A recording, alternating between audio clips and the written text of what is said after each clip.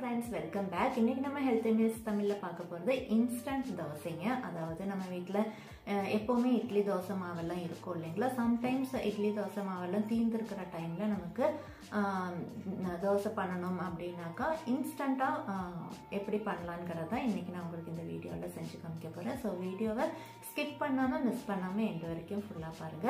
அதே போல இந்த ரெசிபி உங்களுக்கு பிடிச்சிருந்தது அப்படின்னாக்கா இப்பவே நம்ம வீடியோக்கு ஒரு லைக் கொடுத்து உங்க ஃப்ரெண்ட்ஸ் அண்ட் ஃபேமிலிக்கும் மேக்ஸிமம் நம்ம வீடியோவை ஷேர் பண்ணி ஹெல்ப் பண்ணுங்க. அதே போல் நீங்களும் உங்கள் வீட்டில் இந்த ரெசிபி ட்ரை பண்ணி பாருங்கள். ட்ரை பண்ணி பார்த்துட்டு எப்படி இருந்ததுங்கிற கமெண்ட்டை மறக்காமல் நம்ம வீடியோ கீழே மென்ஷன் பண்ணுங்கள். அதே போல் நம்ம சேனலுக்கு நீங்கள் புதுசாக இருந்தாலும் இல்லை நம்ம சேனலை நீங்கள் இது வரைக்கும் சப்ஸ்கிரைப் பண்ணாமல் பார்க்குறதா இருந்தாலும் ப்ளீஸ் கீழே இருக்கிற சப்ஸ்கிரைப் பட்டனை கிளிக் பண்ணி சப்போர்ட் பண்ணுங்கள். கூடவே இருக்கிற பெல் பட்டனும் ப்ரெஸ் பண்ணி ஆல்ற ஆப்ஷனும் செலக்ட் பண்ணிக்கோங்க. அப்போ தான் நம்ம சேனலில் வர அப்கமிங் வீடியோஸ் உங்களுக்கு உடனே நோட்டிஃபிகேஷனில் வரும். இப்போ நம்ம இன்ஸ்டன்ட் தோசை, அதாவது பிரேக்ஃபாஸ்ட்டுக்கும் இல்லை டின்னருக்கும் ஏற்ற ஒரு சூப்பரான தோசை எப்படி செய்யலான்னு பார்க்கலாங்க. ஃபஸ்ட்டு நம்ம ரவை தோசை எப்படி செய்யலான்னு பார்த்துடலாங்க. அதுக்காக நான் இங்கே 1/2 கப் அவில் எடுத்திருக்கேங்க. நல்ல திக்கான ஒயிட் கலர் அவில் தான் நான் இங்கே யூஸ் பண்ணியிருக்கேன். இதை நல்லா தண்ணி ஊற்றி 2 தடவை வாஷ் பண்ணி எடுத்துகிட்டு வந்துடலாம். அவில் நல்லா வாஷ் பண்ணி எடுத்துகிட்டு வந்தாச்சுங்க. இப்போ இதில் 1 கப் ரவை எடுத்திருக்கேன். ரவை வறுத்ததோ வறுக்காததோ எது வேணாலும் யூஸ் பண்ணிக்கலாங்க. இதில் 1 டம்ளர் தண்ணி ஊற்றி அவிலும் ரவையும் நல்லா ஊறுறதுக்காக வெயிட் பண்ணுங்க.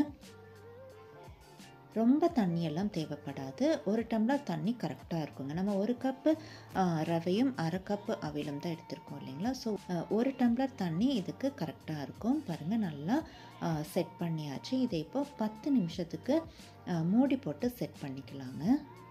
10 நிமிஷம் பொறுத்து ஓப்பன் பண்ணி பார்க்கலாம். நான் மிக்ஸ் பண்ணி காமிக்கிறேன் பாருங்கள். ஒரு ஸ்பூனை வச்சு பாருங்கள் எந்த அளவுக்கு அவிலும் ரவையும் சேர்ந்து நல்லா தண்ணியெல்லாம் இழுத்துருக்குன்னு உங்களுக்கு இப்போ பார்க்கும்போதே தெரியும். நான் 1 டம்ளர் தண்ணி ஊற்றியிருந்தேன் இல்லைங்களா, அந்த 1 டம்ளர் தண்ணி நல்லாவே இழுத்துருக்கு.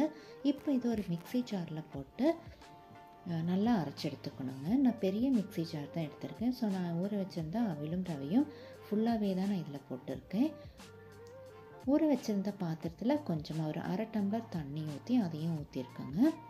இது கூட 1/4 கப் புளிக்காத தயிர், கூடவே 1/4 கப் துருவின தேங்காயும் சேர்த்திருக்கேங்க. இதில் கொஞ்சமாக கருவேப்பிலை, ஒரு தண்டு கருவேப்பிலையும் போட்டிருக்கேன். தேவையான அளவுக்கு உப்பும் சேர்த்திக்கலாங்க. நான் இங்கே 1/2 ஸ்பூன் உப்பு சேர்த்திருக்கேன். இதை இப்போ நல்லா பேஸ்ட்டாக அரைச்சிட்டு வந்து காமிக்கிறேங்க. தோசை மாவுக்கு நம்ம எந்த அளவுக்கு லூஸாக அரைச்சிப்போமோ அந்தளவுக்கு லூஸாக அரைச்சிக்கணுங்க. தண்ணி தேவைப்பட்டதுன்னா சேர்த்திக்கலாம். நான் ஊற்றின தண்ணி இங்கே கரெக்டாக இருந்ததுங்க. மிக்ஸி ஜாரில் 1/4 கப் தண்ணி ஊற்றி அதையும் மிக்ஸ் பண்ணி ஊற்றியிருக்கேங்க. பாருங்கள், நான் உங்களுக்கு மிக்ஸ் பண்ணி காமிக்கிறேன் எந்த அளவுக்கு பேட்டர் லூஸாக இருக்குன்னு. கரெக்டாக நம்மளோட தோசை மாவு பதத்துக்கு தாங்க இருக்குது. இப்போ இதை மூடி போட்டு ஒரு 10லேருந்து 15 நிமிஷத்துக்கு செட் பண்ணிக்கலாங்க. இந்த டைமில் தோசைக்கு தேவையான சட்னி அரைச்சிடலாங்க. அதுக்காக நான் இங்கே 1/2 கப் துருவின தேங்காய் எடுத்திருக்கேன். இது கூட ஒரு மீடியம் சைஸ் தக்காளியும் எடுத்திருக்கேங்க. இதில் ஒரு 5லேருந்து 6 நம்பர் சின்ன வெங்காயம் க்ளீன் பண்ணி போட்டிருக்கேன். காரத்துக்காக 2 காஞ்ச மிளகா போட்டிருக்கேங்க. உப்பு 1/4 ஸ்பூன் போட்டுக்கலாம். தேவையான அளவுக்கு தண்ணி, ஜஸ்ட் ஒரு 2 டேபிள் ஸ்பூன் தண்ணி மட்டும் ஊற்றிருக்கேன். இதை இப்போ நல்லா பேஸ்ட்டாக அரைச்சிட்டு வந்துடலாங்க.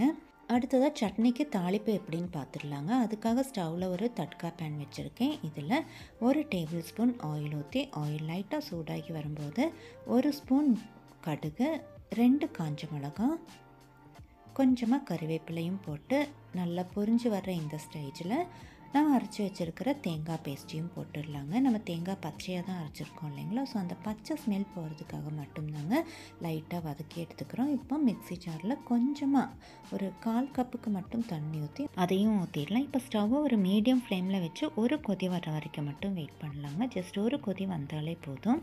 பாருங்கள், லைட்டாக கொதிக்க ஆரம்பிச்சிருக்கு. இப்போ ஒரு தடவை மிக்ஸ் பண்ணி விட்ட பிறகு ஸ்டவ்வை ஆஃப் பண்ணிடலாங்க. இந்த டைமில் நம்ம அரைச்சி வச்சுருக்கிற தோசை மாவும் நல்லா செட் ஆகி வந்திருக்கோங்க. நான் உங்களுக்கு மிக்ஸ் பண்ணி காமிக்கிறேன் பாருங்கள். வாவ், சூப்பராக செட் ஆகி வந்திருக்கு. இந்த அளவுக்கு தாங்க லூஸாக இருக்கணும். ரொம்ப லூஸ் ஆகிட்டாலும் நல்லா இருக்காது. உங்களுக்கு தேவைப்பட்டால் மட்டும் இதில் பேக்கிங் சோடா யூஸ் பண்ணிக்கலாங்க. நான் இங்கே பேக்கிங் சோடாலாம் எதுவும் யூஸ் பண்ணல. அதுக்கு பதிலாக தான் நான் எக்ஸ்ட்ரா ஒரு 10 நிமிஷம் செட் பண்ணியிருக்கேன்.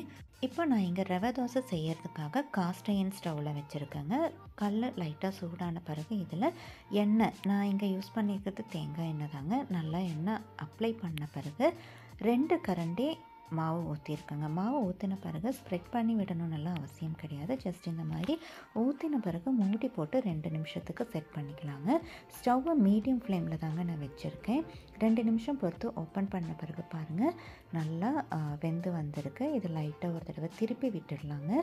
திருப்பி விட்ட பிறகும் ஒரு 2 நிமிஷத்துக்கு மூடி போட்டு வச்சிடலாம். எப்போவுமே ஒரே மாதிரி அரிசி மாவுலேயே தோசை நம்ம செய்யாமல் இந்த மாதிரி ஒரு வெரைட்டியான ரெசிபீஸ் எல்லாம் ட்ரை பண்ணும்போது கண்டிப்பாக நம்ம வீட்டில் உள்ளவங்க விரும்பி சாப்பிடுவாங்க. 2 தோசை சாப்பிட்றவங்க 4 தோசை கூட சாப்பிடுவாங்க. அந்த அளவுக்கு இது ரொம்பவே டேஸ்டியாக இருக்கும். பாருங்கள், நான் திருப்பி போட்ட பிறகு காமிக்கிறேன் எந்த அளவுக்கு நல்லா ஒரு சூப்பரான தோசை கிடச்சிருக்கு அப்படின்னு. கண்டிப்பாக அது ரொம்ப டேஸ்டியான பிரேக்ஃபாஸ்ட்டுங்க. பிரேக்ஃபாஸ்ட் மட்டும் இல்லை, டின்னருக்கும் ரொம்பவே நல்லாயிருக்குங்க. ஸோ உங்களுக்கு இந்த ரெசிபி பிடிச்சிருந்துச்சு அப்படின்னா நம்ம வீடியோக்கு ஒரு லைக் கொடுத்து உங்கள் ஃப்ரெண்ட்ஸ் அண்ட் ஃபேமிலிக்கும் நம்ம வீடியோவை ஷேர் பண்ணி ஹெல்ப் பண்ணுங்கள். அதே போல் நீங்களும் உங்கள் வீட்டில் ட்ரை பண்ணி பாருங்கள். ட்ரை பண்ணி பார்த்துட்டு எப்படி இருந்ததுங்கிற கமெண்ட்டை மறக்காமல் நம்ம வீடியோ கீழே மென்ஷன் பண்ணுங்கள். தேங்க்யூ ஃபார் வாட்சிங்.